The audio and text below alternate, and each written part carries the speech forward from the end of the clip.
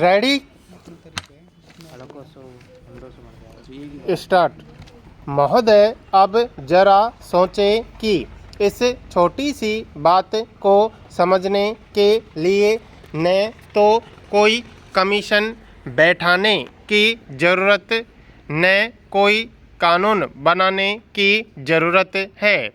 प्राथमिक शिक्षा का सारा भार सरकार से उतर जाता अगर वह इतना सा तय कर लेती कि शिक्षा प्रणाली को चालू रखती और उसे प्राथमिक शिक्षा के समान कर दिया जाता।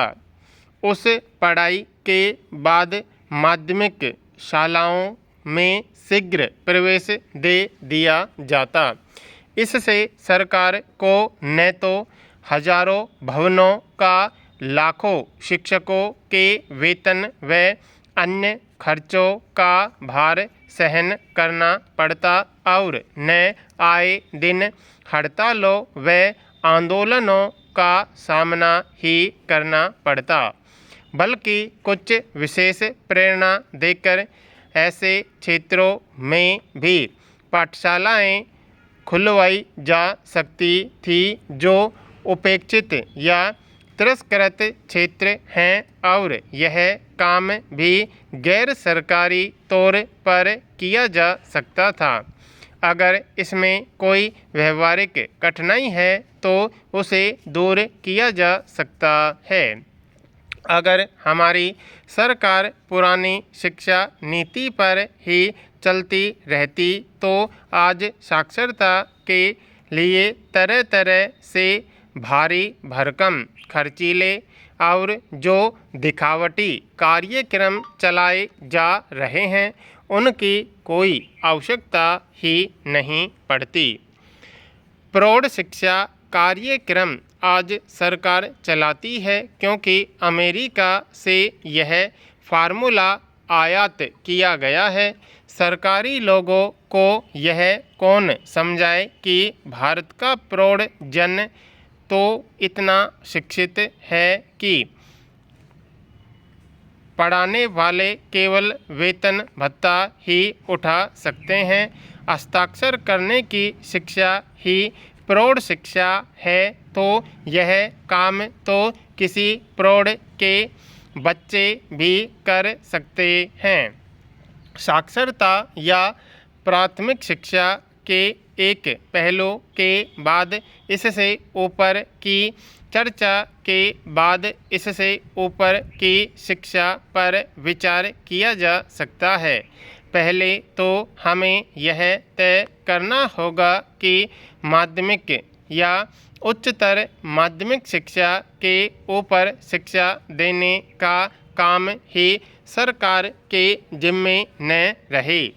जो लोग उच्च शिक्षा प्राप्त करना चाहें उनकी पात्रता निश्चित मापदंडों के साथ तय कर दी जाए और गैर सरकारी प्रतिष्ठानों, न्यासों एवं सरकारों को चाहिए कि इन योग्य पात्रों को शिक्षा के लिए साधन प्रदान करें। अभिभावक उनका भार उठावें या आयकर कानून में इसके लिए कुछ प्रावधान किए जाएं। उनकी परीक्षाओं या निष्णात होने की एक व्यवस्था कर दी जाए जिसके पार होने पर उन्हें योग्य मान लिया जाए। माध्यमिक एवं उच्च माध्यमिक शिक्षा के लिए स्वावलंबी या अनुदान योजना बनाकर सरकारी व गैर सरकारी सहयोग से शिक्षा चालू की जाए।